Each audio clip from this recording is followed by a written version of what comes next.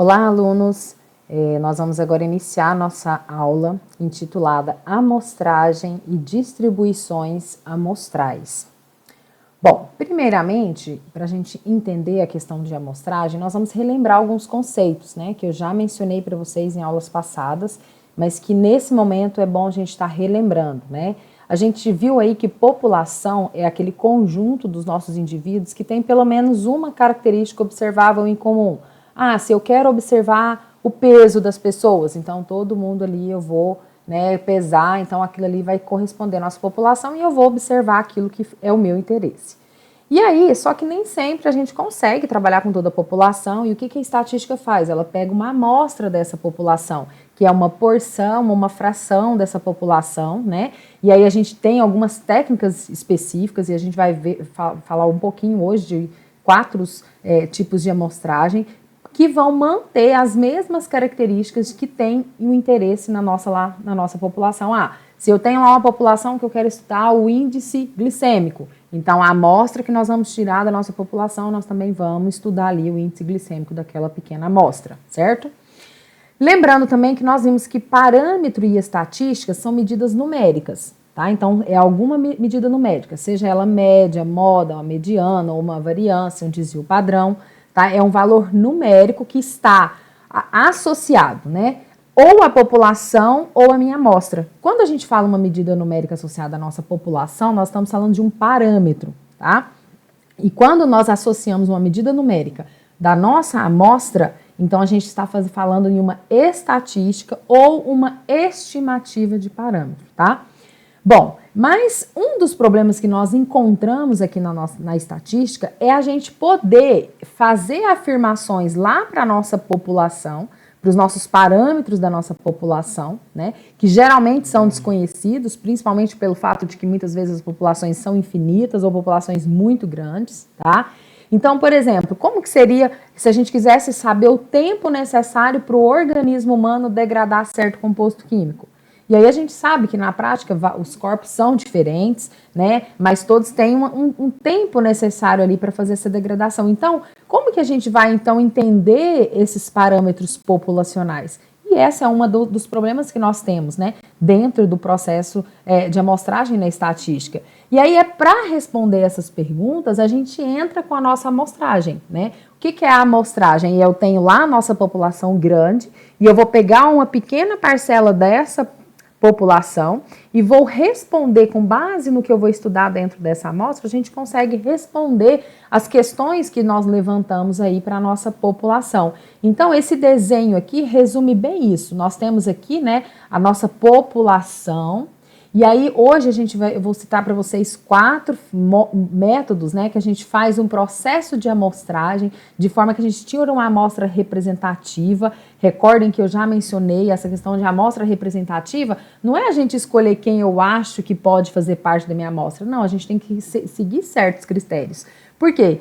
Se eu for lá num grupo de pessoas e pegar só pessoas de pele bem clarinha, né, e aí o que vai acontecer? Eu vou às vezes concluir sobre a exposição ao sol, que aquelas pessoas não podem jamais se expor ao sol, mas só que eu levei em consideração pessoas, né, que tinham apenas a pele muito clara, ou seja, elas são mais sensíveis ao sol. Então a gente precisa ter dentro da nossa amostra todos os representantes do que a gente tem na população. Se for pele mais escura, pele média, médio claro, branquinho, albino, enfim, todas, né, as possibilidades a gente teria que ter aí na nossa amostra.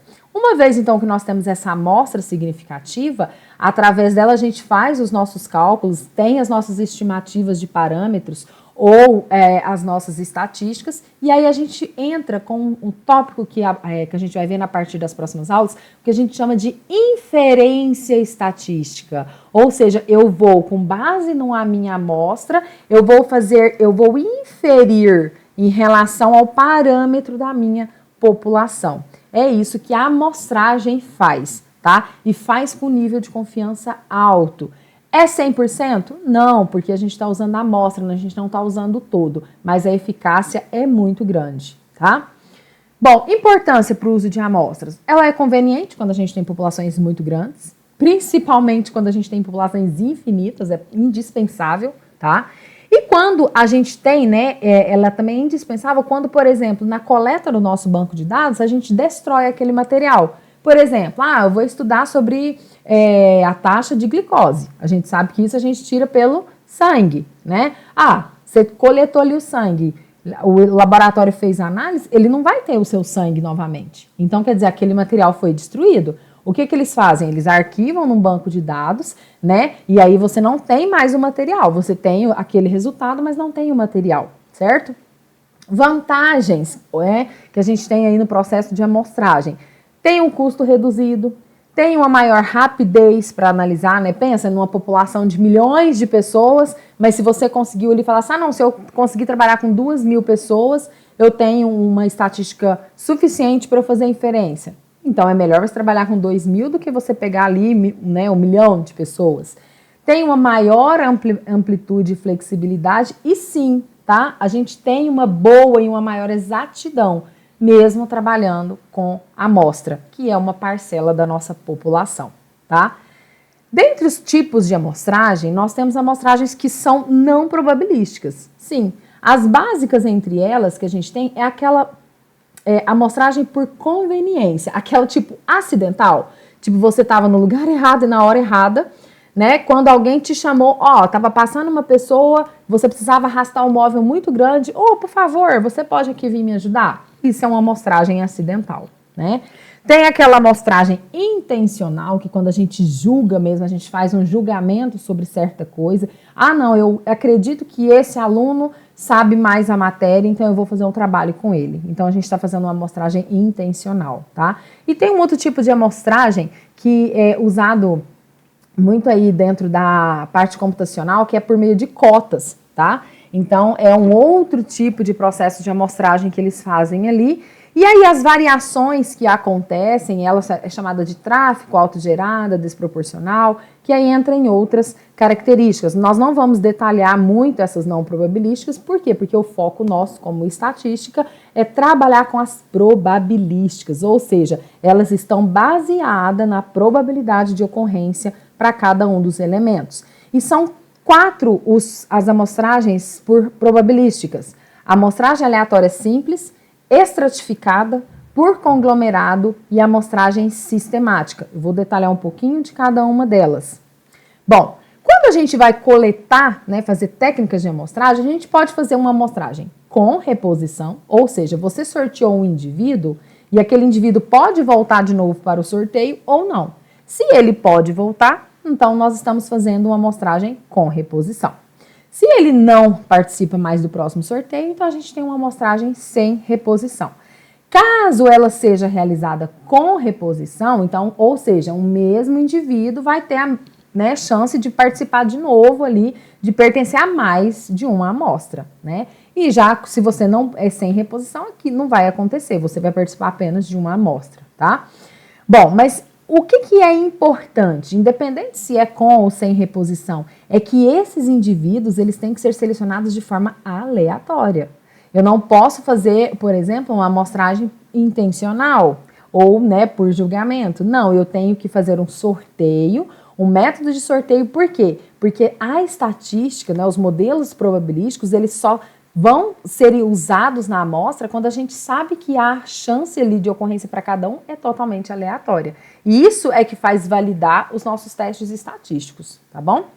Bom, como eu mencionei para vocês, nós temos 4 tipos de amostragens. A primeira delas, que é a mais básica, tá? É a amostragem aleatória simples. Essa técnica ela pode ser aplicada quando a gente tem populações homogêneas, né? Ou de tamanho conhecido. Então, a gente quer estudar sobre a altura das pessoas. Então, ali a gente vai pegar aquela população, então eles vão estar homogêneos em relação àquela característica que nós vamos estudar.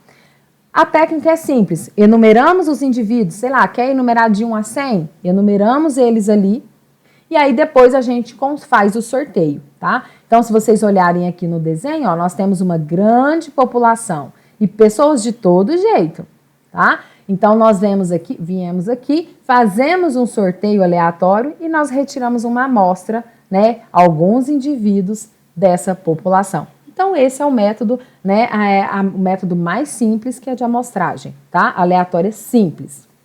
A sistemática, o seu próprio nome já fala, a gente vai obedecer um sistema.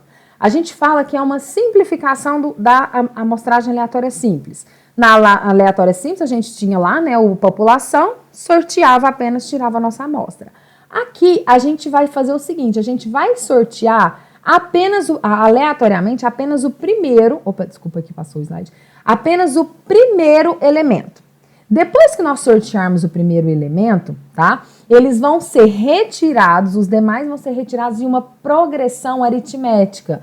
Vamos recordar? A gente vai obedecer uma razão. Então, ou seja, se eu tenho lá uma população com 10 indivíduos, tá? Vamos pensar em números pequenos. Então, eu tenho uma população com 10 indivíduos e vou tirar aí uma amostra de 4 pessoas. Então, quando a gente faz ali, né, essa amostragem, esse processo 10 que divide 4, claro que não vai dar exato, 2,5, tá? Vamos pegar uma amostra de 5 para ficar exato, né? Se a gente faz ali 10 que divide 5, a gente sabe 2, tá? Exatamente 2. Então, a cada duas pessoas após aquele primeiro indivíduo que nós sorteamos, a gente vai escolher. Olhem aqui no desenho, só para vocês entenderem, tá?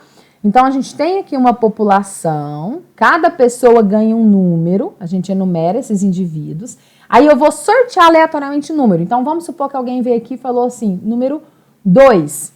Então, aí fala, a nossa razão vai ser igual, mais 3. Então, 2 mais 3, 5. 5 mais 3, 8. 8 mais 3, 11. Então, eu obtive meus 4 indivíduos aqui, eu tirei eles sistematicamente daqui de dentro, de forma, 11 com mais 3, 13. E aí a gente retira a nossa amostra. Então, tá vendo que a gente obedece um sistema. A gente sorteia o primeiro e depois a gente usa a razão para encontrar os próximos indivíduos. Bom, a amostragem estratificada. Ela é uma técnica que nós utilizamos quando a população que nós estamos estudando, ela é heterogênea. Então, a característica que nós vamos estudar, ela é bem heterogênea, tá? E aí, nesse caso, como que a gente faz, tá? A gente vai pegar essa população bem diferentona, vai subdividir a população em estratos, que seriam subpopulações. Só que dentro desses estratos, eles são homogêneos. Então, vamos observar a nossa figura? Nós temos aqui uma população bem diferente. Nós temos pessoas azuis, pessoas amarelas, laranjas e verdes, tá? Então, vamos supor que essa é a característica, são as cores. A gente pega essa população, faz as subpopulações e cada subpopulação, eles estão aglomerados pela sua característica comum. Então, os amarelos se reuniram, os laranjas, os azuis escuros, os verdes e os azuis claros. Então, cada pessoa depois aqui ganha um número que vai se repetir em cada extrato. Depois que nós temos aqui essas subpopulações, né? Aí a gente aplica um processo de amostragem, por exemplo, pode ser a aleatória simples, e aí a gente retira desse extrato um indivíduo, né? Por exemplo, aqui, ó, ele retirou um indivíduo de cada extrato. Ou seja, então imaginem, eu tenho vários extratos. Depois eu tenho, ó, população grandona, aí nós viemos e fazemos pequenos estratos homogêneos. Depois, dentro de cada extrato homogêneo, nós vamos retirando indivíduos e faz uma amostra única com indivíduos pertencentes de todos os estratos. E é assim que a gente faz uma estratificada. E para finalizar, nós temos a amostragem por conglomerados. Aqui a gente também tem a mesma ideia da estratificada. Só que o conglomerados é o seguinte, nós temos uma população bastante heterogênea, os elementos da população eles são divididos em grupos distintos, que a gente denomina agora de conglomerados. Só que o conglomerado dentro dele é heterogêneo também. Então, o que difere a conglomerado da estratificada é isso. A estratificada, você tem lá todo mundo diferente, colocou eles em grupinhos iguais. A conglomerados é uma população bem diferente, você faz subpopulações também todos diferentes. E cada elemento da sua população pode pertencer a um único conglomerado. Então, observem aqui, ó, isso aqui era a nossa população. E aí a gente veio aqui, ó, e separou por conglomerados, que seria a rua A, rua B e rua C. Então, observe que dentro de cada uma das ruas nós temos de todas as cores, tá? Depois que a gente faz isso, tem esses conglomerados, a gente faz sorteios aqui, eles são sorteados e a gente retira apenas um dos conglomerados que nós sorteamos, seja rua A, rua B ou rua C. A amostragem por conglomerado é a forma que o IBGE usa para poder fazer a pesquisa, né, dentro dos bairros de qualquer cidade. Então, por exemplo, quando eles vêm em Uberlândia, eles não conseguem visitar todas as casas. Eles selecionam o bairro Santa Mônica. Dentro do bairro Santa Mônica, eles sorteiam ali algumas regiões. Dentro daquelas regiões, alguns quarteirões. Então, dentro daqueles quarteirões, as características que eles vão pesquisar vão ser bem heterogêneas, né? Muitas vezes ele pode visitar uma casa, só para dar um exemplo para vocês entenderem, uma casa que uma pessoa teve 3 filhos, outra casa que nem filho não teve.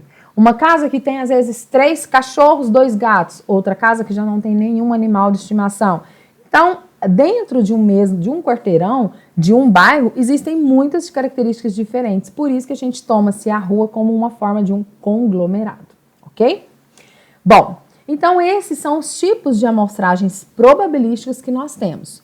Bom, para então a gente passar, né, uma vez que a gente fez esse processo de amostragens, né, e a gente passar a fazer inferências para essa população, a gente precisa aprender algumas distribuições amostrais, algumas tabelas que foram criadas como forma de facilitar a gente calcular essas inferências, e é o que nós vamos ver agora. A primeira distribuição que eu vou mostrar para vocês, além da distribuição normal que nós já vimos a tabela, é chamada distribuição T de Student. É um modelo de distribuição também para variável contínua. Ela se assemelha muito com a distribuição normal, padrão. Lembra lá que na distribuição normal padrão, olha aqui o gráfico da distribuição T. É muito semelhante ao gráfico da normal. O que a gente observa? Ela parece um sino, tá? Então, essa distribuição T, ela é utilizada quando a gente vai trabalhar com exercícios em que a gente tem que a nossa amostra é uma amostra pequena. E o que seria uma amostra pequena? É um tamanho amostral menor do que 30 elementos, tá? Então, aí a gente vai usar essa distribuição T nessa característica, e aí depois lá em outros tópicos nós vamos ver outras características em que o uso da distribuição da tabela de T é mais eficiente do que pela tabela da normal, tá? Bom, a distribuição T, ela possui, então, como que a gente olha lá na tabela? A gente olha em função de chamado grau de liberdade. É o parâmetro que nós usamos, tá? Esse grau de liberdade é fácil de ser calculado, tá?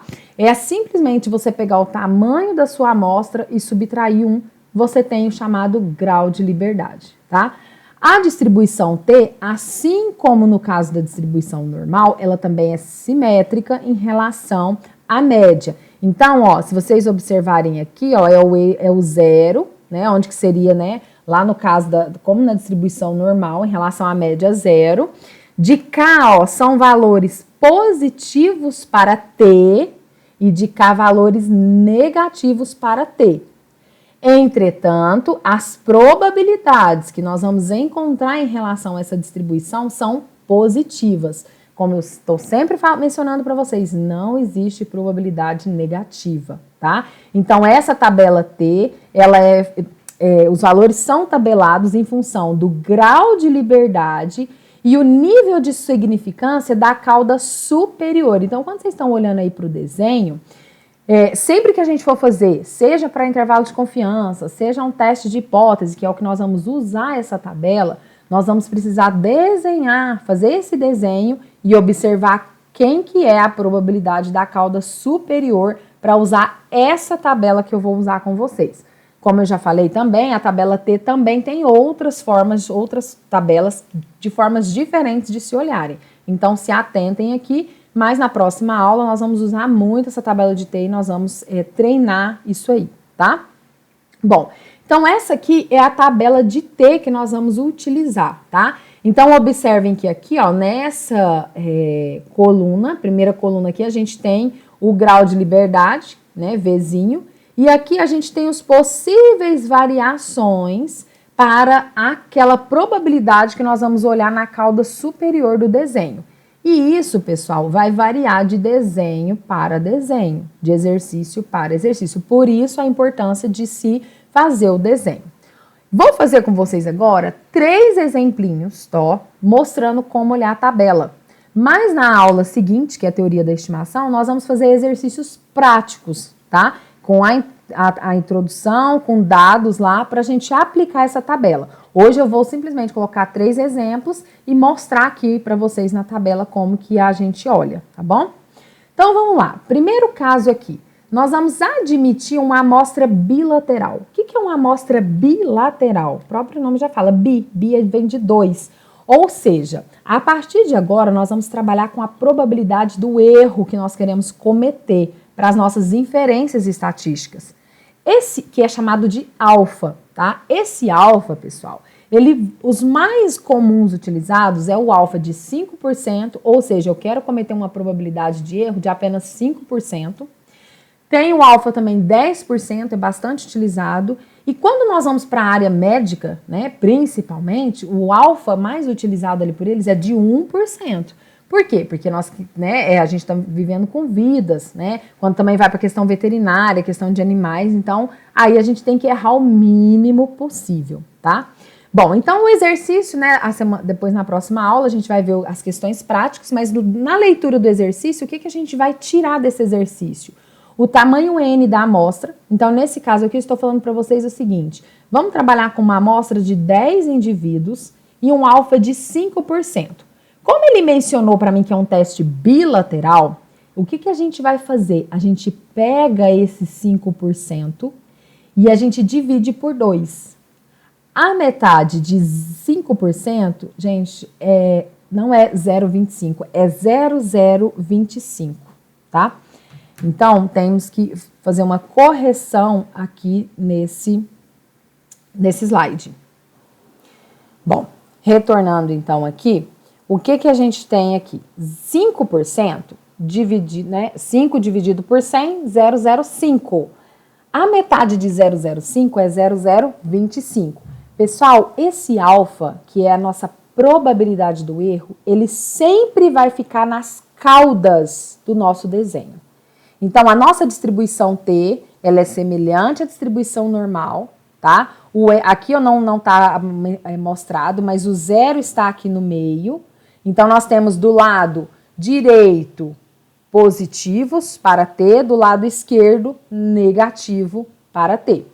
E aí, então, como que a gente vai olhar na tabela de T? Lembrando, hoje nós vamos aprender a olhar. A gente tem que olhar o grau de liberdade. Lembra lá que eu falei para vocês? Ó, o grau de liberdade V é o N menos 1. Meu N é 10. 10 menos 1, 9.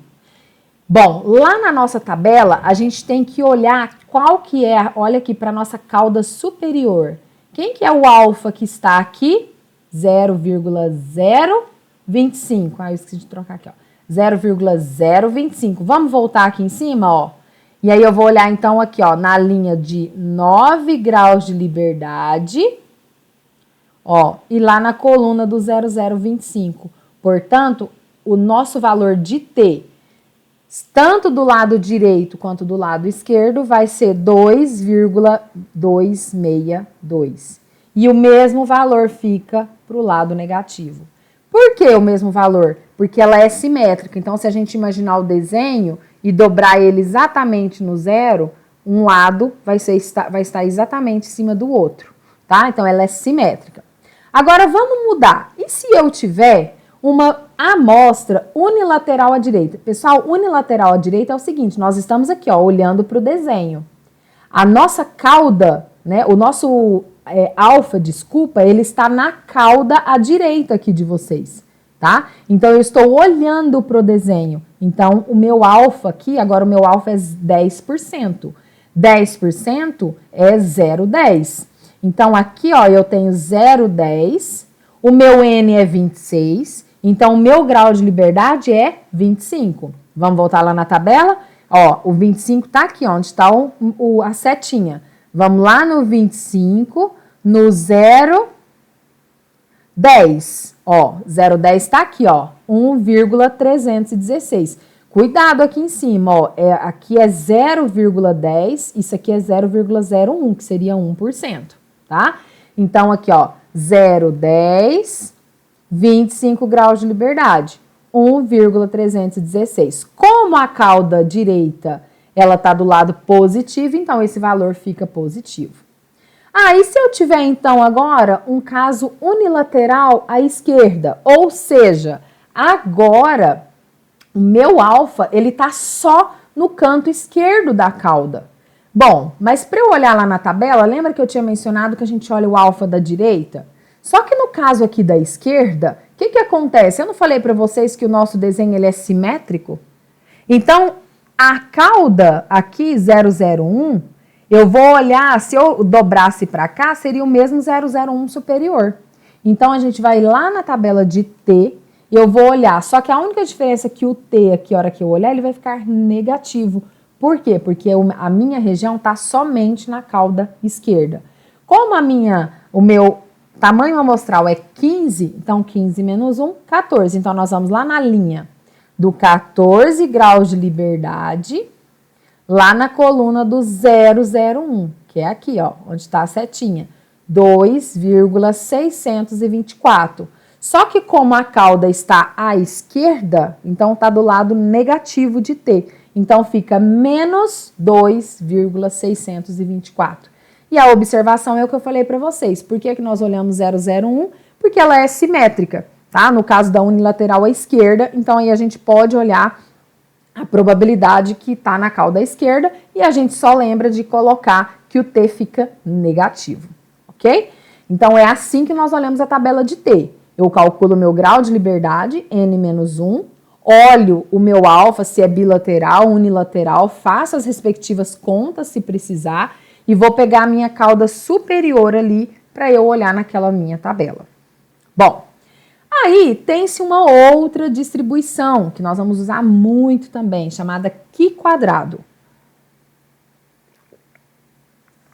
Essa distribuição de Q² também é um modelo contínuo, ela é muito importante também dentro da inferência estatística, tá? E aí, como que ela veio? Ela foi criada. Nós tínhamos ali x1, x2, xφ, variáveis aleatórias que eram independentes, né? Que elas eram normalmente distribuídas, elas tinham média zero e variância 1, ou seja, a distribuição de Q², ela também, os dados dela têm também distribuição normal. E aí, como que eles definiram, né, para criar essa tabela da Q²? Eles pegaram essas variáveis, elevaram elas ao quadrado e efetuaram a sua soma. E aí, a gente originou a tabela chamada a distribuição de Q², tá? Então, ela também é em função do seu grau de liberdade. Algumas tabelas usam essa letra grega chamada φ, né, para denotar o seu grau de liberdade. A tabela que nós vamos usar, ela já está escrito GL, de grau de liberdade, então vai ficar fácil. E, de novo, quem que é o meu grau de liberdade? É o tamanho da amostra menos 1. De onde surge esse grau de liberdade? É durante a demonstração, né, do processo ali que é usado, a gente perde uma informação, tá? Então, é um detalhe que a gente tem dentro ali da nossa demonstração, que por isso que fica sempre ao tamanho da amostra menos 1, tá? Bom, conforme, então, o número de graus de liberdade que nós vamos ter ali dentro do nosso exercício, a curva vai descrever essa função densidade. Só que, olha a diferença do desenho da Q². Gente, se eu estou falando que a distribuição é Q², vai ter valores aqui, ó, do lado negativo? Não. Agora, dentro da tabela de Q², todos os valores que nós vamos olhar, eles estão acima de zero. Eles são maiores do que zero. São sempre valores positivos. Jamais nós vamos encontrar valores negativos. De novo, também tem várias tabelas de Q² e jeitos diferentes de olhar. A tabela que nós vamos utilizar, ela calcula como? A gente vai pegar o N, calculo o grau de liberdade, pego o meu alfa, faço o desenho. Por quê? Porque na estimação pontual não, intervalar, nós vamos usar apenas desenhos bilaterais. Só que quando a gente vê depois teoria do teste de hipóteses, teoria da decisão, lá nós podemos ter testes unilateral à direita, pode ter unilateral à esquerda, ou podemos ter testes bilaterais. Então, por isso que é importante a gente vai ler na prática, ver qual que é o tipo de teste que nós vamos fazer, e aí a gente desenha o meu alfa. Se é um teste bilateral, lembra que esse alfa sempre vai ficar nas caudas, tá? Se é um teste bilateral, então ele vai metade para um lado, metade para o outro. Se for unilateral, aí aquela probabilidade vai ficar apenas concentrada ou na cauda esquerda ou na cauda direita. E aí lá nessa tabela a gente olha então em função do grau de liberdade e da probabilidade acima do ponto. Então lá na tabela de Q quadrado nós vamos procurar esses pontos aqui. Lá na distribuição T, de novo, o que a gente procurava na distribuição T? Os valores do meu eixo T, não mais probabilidades. Agora, o exercício, quando ele nos dá esse alfa, que é o nível, né, também conhecido como nível de significância, que nada mais é que a probabilidade do erro, isso já é a nossa probabilidade. A gente está em busca apenas do valorzinho que divide aquela minha área de probabilidade naquele valor específico. E é o que a gente vai fazer aqui na de Q quadrado, tá? Então, essa aqui não tá toda a tabela, eu printei só até o N20, o grau de liberdade 26. Então, observa que aqui, ó, essa tabela de Q quadrado funciona assim. Aqui na coluna, nós temos os graus de liberdade, os possíveis valores para grau de liberdade. Aqui em cima tem um Pzinho, bem aqui, que é esse P, né? E provavelmente aqui, certeza que é de probabilidade. Mas quem é esse P? Olhem aqui para o desenho. Esse P aqui é a probabilidade da área acima do ponto aqui onde tem a seta que nós queremos encontrar. Então, a gente precisa o seguinte, ó, peguei o meu alfa, desenhei se ele vai ficar só unilateralmente ou bilateral. E aí, essa probabilidade já é para mim as áreas aqui. E aí, o que eu quero encontrar é o valor que divide essas áreas aqui. É isso que nós vamos fazer. Aqui no meio são valores para esses possíveis pontos em que a gente vai encontrar no eixo aí da tabela no gráfico da Q quadrado, ok? Então, aqui no meio são os valores do Q quadrado. Aqui em cima são as probabilidades das áreas que nós vamos trabalhar. Como na distribuição T, vou fazer 3 exemplos com vocês. Mas calmem que nas aulas subsequentes vai ficar mais claro para nós e prático, vai ficar automático depois a gente olhar nessas tabelas, tá? Bom, então vamos lá, exemplo 4. Vamos admitir também uma amostra com 10 indivíduos, um alfa de 5%, lembrando que 5% é 0,05, e uma distribuição unilateral à direita. O que é unilateral à direita? Então tá aqui, a gente vai fazer o desenho. Observem que ela não é mais um sino. Tá vendo que a cauda do lado esquerdo, né? Estamos olhando para o desenho, então é a cauda do lado esquerdo, ela é mais curta.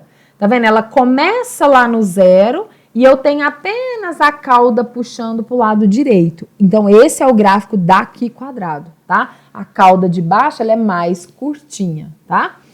Bom, como ele falou unilateral à direita, então eu vou pegar a direita do meu desenho, esse meu alfa vai estar todo aqui, ó, nessa cauda à direita. E quanto que é o meu alfa? 0,05. Quem que é o meu grau de liberdade? Bom, se a minha amostra é 10, 10 menos 1, 9. Pessoal, o que eu falei no slide anterior lá para vocês? Que a probabilidade, o pezinho para o que eu quero encontrar é esse pontinho aqui. O P é a probabilidade dessa área, que é exatamente quem? 0,05. Então, nós vamos lá na tabela de Q quadrado, eu vou olhar 9 graus de liberdade, lá no P igual a 0,05. Então, a gente volta aqui, ó, o P 0,05 está aqui. A gente vai lá na linha do 9 graus de liberdade. Pessoal, essa tabela, ela usa 5 casas decimais. Não vamos usar as 5 casas, tá? A gente sempre vai usar 2 casas decimais só para facilitar E aí, lembrando, né, se é números até 5, a gente mantém a casa anterior, de 6 a 9 a gente aumenta a casa anterior. Então, se a gente observar aqui, ó, na linha do 9, na coluna do 005, a gente tem aqui, ó, 16,91, 8. Então, 16,92. Então, a gente volta aqui, esse pontinho aqui, tá? Da distribuição de Qi quadrado é 16,92. Certo? Então, tá aí. Agora, e se eu quisesse fazer, não vou alterar o meu alfa, vou alterar só o meu n, vou manter o mesmo alfa, só que agora eu quero uma distribuição unilateral à esquerda. O que vai mudar aqui, pessoal? Ó, o alfa, quando é unilateral à direita, o nosso alfa, que é o erro, fica na cauda direita. Quando é unilateral à esquerda, esse alfa ele vem para a cauda de baixo aqui agora, ó, 0,05. Só que se a gente olhar, vamos voltar aqui na tabela, o meu P que eu tenho que olhar aqui é a área acima do ponto que eu tiver interessado. Vamos voltar lá no nosso desenho. Olhem aqui, o nosso ponto é esse. Pessoal, a área acima do ponto é toda essa área em branco aqui, ó. Mas o que é essa área em branco? Pessoal, de novo, relembrando, qual que é o máximo de probabilidade? É 1. Não existe probabilidade maior do que 1. Então, se nós, lá quando eu expliquei variáveis contínuas, eu falei para vocês que quando a gente faz integral de mais infinito a menos infinito de f de x dx, isso é igual a 1. Ou seja, então, se aqui na minha cauda esquerda a minha probabilidade do erro é 0,05, 1 menos 0,05 igual a 0,95. Então, qual que é a área acima desse ponto? 0,95. Então, nós vamos lá na nossa tabela, o nosso n é 18. 18 menos 1, 17. Então, nós vamos olhar 17 graus de liberdade para um P de 0,95. Ó, o 17 está aqui. Nós vamos lá na coluna, ó, do 0,95, ó, que é aqui onde está o cursor.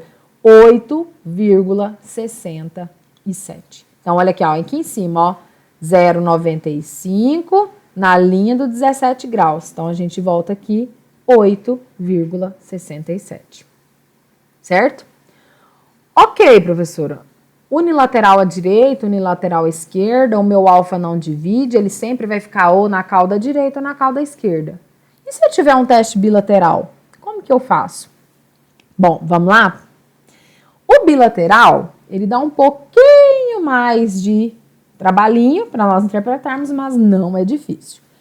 Então, vamos supor que agora eu tenho uma amostra de 26 indivíduos e um alfa de 5%, só que eu quero um teste bilateral, ou seja, o meu alfa de 5%, ele vai ficar metade na cauda esquerda, metade na cauda direita. Então, o que é a metade de 0,05? Fica 0,025 para os dois lados. E aí, aqui no meio, ó, essa área todinha em branco aqui no meio, fica 0,95. E por que eu preciso pôr esse 0,95? Exatamente por esse momento aqui, ó. Nós vamos encontrar esse ponto aqui, que é o ponto inferior, né? Alguns chamam Qi quadrado inferior.